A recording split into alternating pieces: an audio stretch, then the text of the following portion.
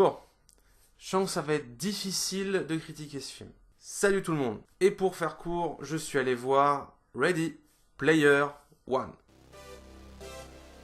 Bon, comme d'habitude, avant toute chose, je vais vous parler de certains acteurs principaux de ce film. La première est Olivia Cooke, que vous avez pu voir dans Ouija et dans The Limehouse Golem.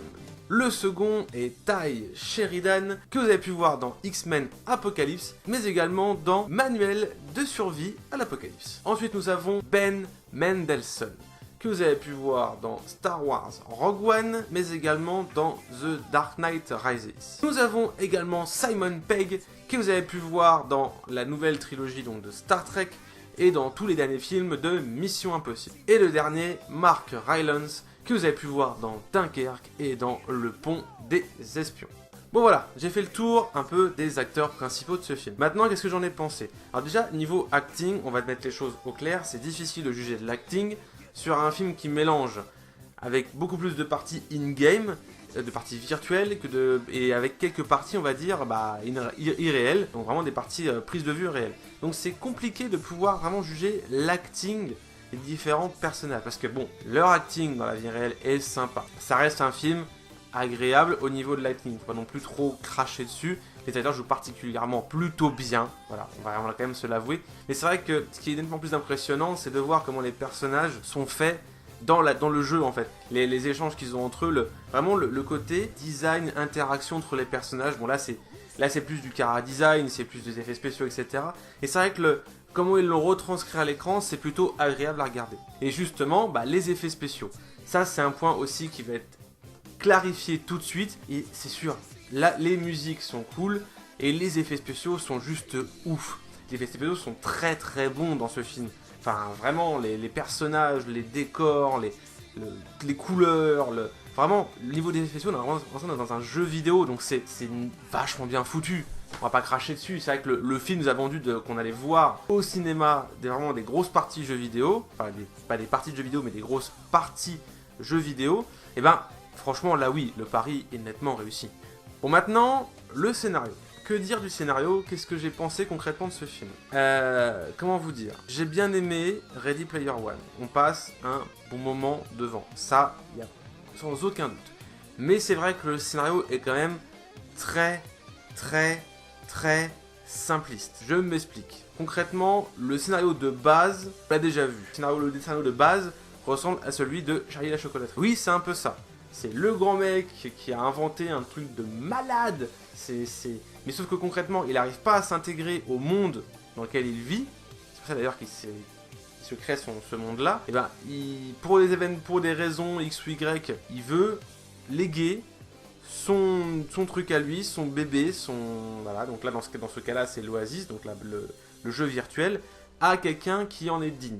Donc c'est vrai que, là à ce niveau-là, effectivement les scénarios sont quasiment identiques. Après, l'évolution des scénarios est complètement différente, ça n'a strictement rien à voir. Mais c'est vrai que, vu comment est foutu le scénario, le fait que d'avoir une espèce de grande société qui veut reprendre le contrôle justement de l'Oasis en relevant le défi du mec, parce que c'est sur son testament, le personnage justement qui connaît tout, du mec qui a créé le jeu et qui veut justement relever les défis et qui arrive et qui veut justement battre les grands méchants, alliant la rébellion, enfin bref, pas non plus trop vous raconter le film. Ce scénario là, on l'a déjà vu énormément de fois, sans forcément vous citer nom de film, je peux vous assurer que le scénario, on l'a déjà vu au moins une fois. Et justement, c'est là que Ready Player One est un petit peu simpliste, donc c'est pour ça que c'est pas non plus un film de ouf, qui va gagner des Oscars ou je sais pas quoi, enfin c'est pas un grand film qui va rester dans les annales, etc.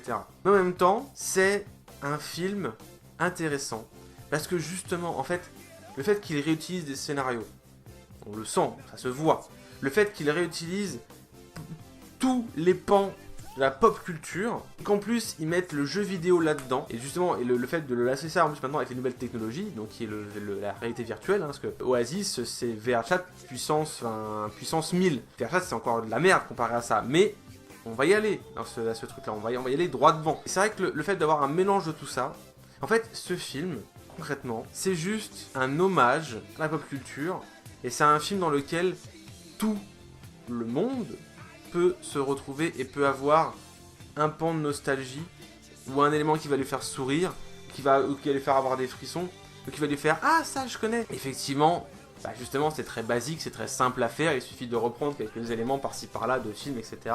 et les foutre, les remuer, les secouer, les mélanger, ça donne un film. Sauf que la différence de se dire bah, c'est que des trucs mis bout à bout et puis on vous crache ça à la gueule, il y a quand même une logique et une utilisation des éléments qui est quand même plutôt bien pensé. C'est ça qui est intéressant dans le film, c'est que, mais on va dire, c'est pas justement comme quoi les personnages ils allaient prendre un avatar connu et puis jouer dans le jeu et un avatar très connu. Non, ils créent leur propre avatar. Et certains, par contre, on voit certains clins d'œil à différents personnages de films, personnages de jeux. On a quand même, justement, d'ailleurs, si vous voulez voir avec des enfants, faites attention parce qu'il y a quand même une grosse scène basée sur le film Shining et on revoit des pans du film Shining. J'avais des gosses qui étaient juste des gosses, mais tout petits. Hein. Je pense qu'on a devait même pas avoir 5 ans le gamin, hein, qui était avec sa maman et son grand frère. Sa mère est obligée de le choper, de le cacher parce que vraiment il réutilise une scène de Shining. Fin de l'aparté. Concrètement, voilà, ce film est un élan de fraîcheur, est un pur fan service. Ce film, c'est du fan service. C'est que ça, c'est. Tout le monde peut se retrouver là-dedans, des gamins, des adolescents, des adultes. Tout le monde peut avoir son moment nostalgique, son moment voilà, son moment cool à lui en allant voir Ready Player One. Ce n'est pas un grand film avec un scénario de ouf. C'est juste un film qui rend hommage à votre culture, qui rend hommage au cinéma, aux jeux vidéo, à l'art en lui-même, en global. Et c'est en ça que Ready Player One est quand même très intéressant, que j'aurais bien sûr envie de le revoir. Alors dans un film préféré, mais j'aurais forcément envie de le revoir pour justement pouvoir revoir un peu de ces petits clins d'œil qui sont cachés par-ci par-là. Parce que quand même, le film est basé sur l'Easter eggs. Donc concrètement, si on ne revoit pas ce film pour pouvoir apprécier les Easter eggs, bah, c'est qu'il y a un problème. C'est que là, le film est quand même cohérent avec ce qu'il propose. Il y a des grosses erreurs, en termes de réalisation, en termes de scénario, etc. Mais pour ce qu'il propose, le film fait quand même le taf. Donc concrètement, bah, je vais vous recommander d'aller voir Ready Player One. Juste, en fait, allez le voir pour kiffer. Pour regarder un film qui n'est pas forcément comme un grand blockbuster qu'on va pouvoir regarder maintenant au cinéma, ni pour voir un film avec une grosse base de scénario. C'est vraiment un film très simple, très simpliste, mais qui fait du bien. Je pense que pour certains, il va devenir un petit peu un plaisir coupable. Et je pense que pour moi, ce sera ça. Je le verrai plus voilà, comme un petit film que je vais mettre quand je le rachèterai en Blu-ray, comme un petit film que je vais mettre juste voilà, comme ça pour regarder un film sans me prendre la tête, avec plein de références à pop culture. Un film cool, voilà. Ready Player One est tout simplement un film cool.